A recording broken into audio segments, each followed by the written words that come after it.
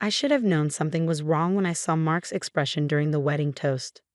My brother had that same look he wore in high school before pulling one of his infamous pranks. A mix of mischief and barely contained satisfaction.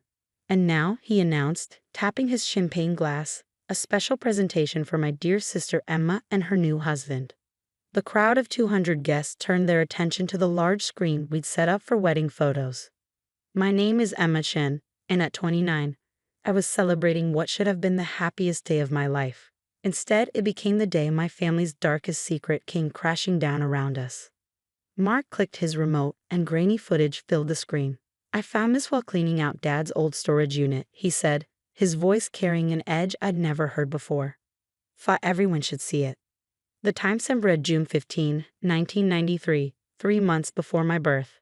The video showed our parents' old living room, where my mother sat crying while my father paced back and forth. "Turn it off," my mother suddenly commanded, her voice sharp with panic. But Mark ignored her. "You can't keep this from him forever, Margaret," my father's voice crackled through the speakers. "He has a right to know about his daughter."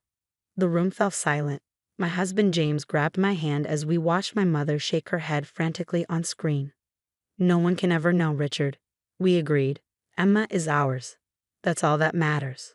The champagne glass slipped from my father's trembling fingers, shattering on the floor. Next to me, my mother's face had drained of all color. I felt the world spinning. "Emma is ours." What did that mean? My mother had always told me I was born in Seattle General Hospital. She had my birth certificate, photos of her pregnancy. The video continued mercilessly. "What about Thomas?" my father demanded. "He's her father. He deserves." Enough. My mother's scream cut through the reception hall. She lunged for the control panel, but Mark blocked her path. "Why?" he asked, his voice cold. "Afraid everyone will learn how you stole Emma from her real father." The words hit me like physical blows. Stolen. Real father. The room started to blur as guests began whispering, phones recording every moment of my family's implosion. "I did what I had to do," my mother whispered, but in the silent hall, everyone heard her. Thomas was going to take her away. I couldn't let that happen. My father stood up, his face ashen. "Margaret, what did you do?" She turned to him pleading. "I told you she was ours. You promised never to question it." "Because you told me her mother died in childbirth," he shouted. "You said Thomas gave her up willingly." The truth crashed over me in waves. Not only was I not their biological daughter, my mother had actively taken me from my real father, a man named Thomas who had wanted me, who had been denied the chance to raise his own child. "Get out," I said, my voice shaking. "All of you, get out." James stood up, trying to take control of the situation. "Everyone, please, let's give the family some privacy." "Privacy?" Mark laughed bitterly. "That's rich. Mom's been keeping secrets for 30 years. I think we're past privacy." Security began ushering guests toward the exits, many still filming on their phones. My perfect wedding had transformed into a viral scandal in minutes. "Emma, sweetheart." My mother reached for me, but I jerked away. "Don't touch me," I hissed. "Don't you dare touch me."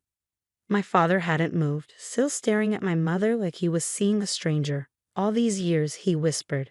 "Every time I asked about her birth mother, about Thomas, you lied to my face." "I did it for us," she insisted. "For our family." "What family?" I asked, my voice breaking.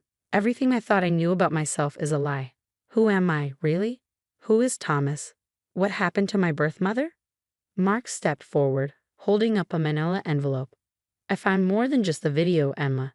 There are letters, documents. Thomas McCarthy is your biological father. He's been looking for you for 30 years. The name hit me like a physical blow. Thomas McCarthy. Somewhere out there, I had a father who had never stopped searching for me. He's alive? My mother's voice was barely a whisper. But how? The restraining order. Expired 15 years ago, Mark finished. He's been trying to contact Emma ever since. All those letters you intercepted, the calls you blocked. Did you really think you could hide this forever? I looked at my brother, understanding dawning. You've known. How long have you known? 6 months, he admitted. Since I found the storage unit. I wanted to tell you right away, but I knew Mom would try to spin it, make excuses. I needed everyone to see the truth. By ruining my wedding? I asked, tears streaming down my face. By setting you free, he corrected. Thomas deserves to know his daughter. And you deserve to know your real father. The days following my wedding were a blur of canceled honeymoon plans, unanswered calls from well-wishers, and the constant ping of social media notifications as clips of Mark's revelation went viral. James suggested we get away for a while, but I couldn't leave. Not until I had answers. Mark brought over the manila envelope he'd found in a storage unit. We spread its contents across my dining room table, yellowed letters, court documents, and photographs I'd never seen before. "This is him," Mark said softly, sliding a photo toward me. "Thomas McCarthy." I stared at the image, searching for pieces of myself in this stranger's face. He had my eyes, I realized with a start. The same unusual gray-green color that had always made me stand out in family photos. In the picture, he was holding a baby, me, and smiling like he held the whole world in his arms. "The letters start from 1993, Mark explained, handling the papers carefully. "He wrote to Mom every month for 5 years. Then the tone changes. He gets desperate, angry.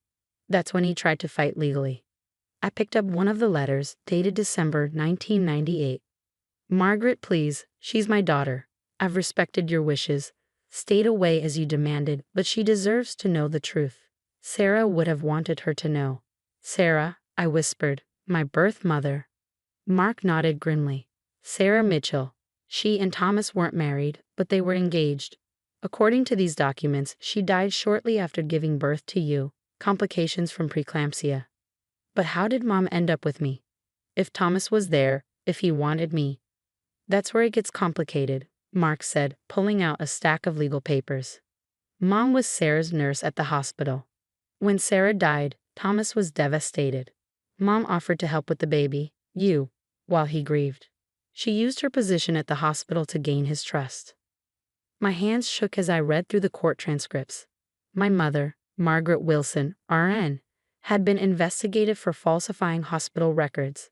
She'd somehow managed to get my birth certificate issued with her name as the mother, using her connections in hospital administration. By the time Thomas realized what was happening, Mark continued, Mom and Dad had moved us to Seattle. She filed a restraining order against Thomas, claiming he was mentally unstable and threatening her family. The courts believed her. She was a respected nurse after all. "Dad really didn't know?" I asked, though I'd seen the truth in his face at the wedding. "Mom told him she'd adopted you legally, that Thomas had signed away his rights. Dad never saw these papers. She kept everything hidden, even from him." My phone buzzed, another call from my mother. I'd ignored dozens already, but this time I picked up. "Emma, please," she begged. "Let me explain." "Explain what?" I asked coldly. "How you stole me from my grieving father. How you lied to everyone for 30 years? "I loved you from the moment I saw you," she said, her voice breaking. "Thomas was a mess after Sarah died. He couldn't even look at you without breaking down. I knew I could give you a better life. That wasn't your decision to make. You don't understand. Sarah was my patient. I promised her I'd look after you if anything happened. Thomas, he wasn't fit to be a father then. So you decided to become my mother instead, to fake documents and lie to your own husband?" "I did it because I loved you," she insisted. "No," I said firmly. "You did it because you wanted a baby and didn't care who you hurt to get one. Does Thomas even know I'm alive? After all these years, does he think I'm dead too?" The silence on the other end was damning. "He's in Portland now," Mark said after I hung up. "I found him on LinkedIn. He's a high school English teacher. Portland, just 3 hours away. All this time, my real father had been so close." "There's something else," Mark added hesitantly. "He got married about 20 years ago. You have 2 half-siblings, a brother and a sister." I sat down hard, overwhelmed. Not only did I have a father, but siblings too. A whole other family I'd never known existed. "Why did you wait?" I finally asked Mark. "Why reveal everything at my wedding?" He was quiet for a moment. "I found the storage unit in January. At first, I was just going to tell you privately. But then I overheard Mom on the phone, talking about selling the unit and destroying everything inside. She knew I'd been there. She was going to erase it all, just like she'd erased Thomas from your life. I couldn't let that happen." "So you chose my wedding day?" "I chose the one day she couldn't stop me, couldn't spin the story her way. The one day everyone would have to face the truth." I looked down at the photo of Thomas again, at the love shining in his eyes as he held his baby daughter. My mother had stolen that love, that future, from both of us. I want to meet him, I said firmly. Mark nodded, pulling out his phone. I thought you might. I already found his email address. My hands trembled as I began to type. Dear Mr. McCarthy, my name is Emma Wilson, but I believe you knew me as Emma McCarthy. The coffee shop in Portland was quiet for a Sunday afternoon. I sat by the window, my heart pounding as I watched every person walk by. James squeezed my hand reassuringly, while Mark sat across from us, checking his phone. He's here, Mark said suddenly, looking toward the door. I turned and saw him, Thomas McCarthy, my biological father, standing in the doorway. He was older than in the photos, his hair now gray at the temples, but those eyes, my eyes, scanned the room until they found mine. For a moment, neither of us moved. 30 years of separation, of lies and loss, hung between us like a physical thing. Then he took a step forward and I found myself standing. Emma, he breathed, his voice breaking on my name. You look just like your mother. I hadn't expected those words to hit me so hard. All my life, people had said I didn't look like Margaret, and now I knew why. I looked like Sarah, the mother I'd never known. Would you like to sit? I managed to say, gesturing to our table. Thomas nodded, lowering himself into the chair. His hands shook slightly as he placed a worn leather briefcase on the table. I brought some things, he said, opening it. Photos of Sarah, of you as a baby, if you'd like to see them. Please, I whispered. He pulled out an album, and for the next hour, he shared pieces of my history I'd never known. Sarah had been an artist, he told me, showing me pictures of her paintings. That's where my creativity came from, not from Margaret's side of the family as I'd always believed. She was so excited about you, Thomas said, his voice thick with emotion. She painted your nursery herself, clouds and stars, because she said you'd be her little dreamer. What happened? I asked, though Mark had already told me. I needed to hear it from him. Thomas's face darkened. The pregnancy was difficult. Sarah developed preeclampsia in her 3rd trimester. The doctors tried everything, but he swallowed hard. She held you once, named you Emma after her grandmother, and then she was gone. And then Margaret took me. He nodded, anger flashing in his eyes. She seemed so kind at first, offering to help while I arranged the funeral. I was a mess, barely functioning. She said she'd handle the paperwork, make sure everything was properly registered. By the time I realized what she'd done, she disappeared with me. I searched everywhere, he said, pulling out newspaper clippings. Hired private investigators, filed police reports. But she planned it all so carefully. The false birth certificate, the restraining order. By the time I found you in Seattle, the courts believed I was just an obsessed stranger harassing an innocent family. I thought about my mother, Margaret, and all her careful preparations. The photo album she'd crafted, showing her supposedly pregnant, the stories she told about my birth. How many people had helped her maintain this lie? I never stopped looking, Thomas continued. Even after the restraining order, I kept tabs on you from afar. I saw your graduation announcement in the Seattle Times, your engagement notice. I knew you were loved, successful, but it killed me not to be part of your life. Tell me about your family now, I said, needing to shift away from the pain of the past. His face brightened. Hannah is 22, studying medicine at UCLA. Michael's 19, just started at Oregon State. And Kate, my wife, she knows all about you. She's helped me keep searching all these years. Would they want to meet me?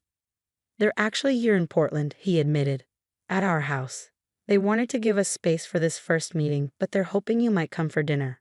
All of you, he added, looking at James and Mark. I glanced at James, who nodded encouragingly. I'd like that. As we stood to leave, Thomas hesitated. Emma, there's one more thing. He pulled out a small, paint-stained box. Sarah made this for you before you were born. I've kept it all these years, hoping. Inside was a delicate silver locket. When I opened it, I found a tiny painted portrait. A woman with my eyes and smile, her hand resting on her pregnant belly. She painted it as a gift for your first birthday, Thomas said softly. She wanted you to always know her face, her love for you. I clasped the locket around my neck, feeling the weight of it. The weight of truth, of real family history, settle against my heart. Later that evening, sitting around Thomas's dining table, surrounded by my newfound siblings, their laughter and questions and eager acceptance, I felt something shift inside me. Margaret had tried to give me a perfect life by stealing me from my real family. But perfection built on lies could never last. Here, with Thomas and his family, my family, I found something better: truth, acceptance, and the chance to finally know who I really was. The locket rested against my chest, Sarah's painted eyes watching over this reunion she'd never gotten to see. But somehow, I felt her presence, her love, finally where it was meant to be.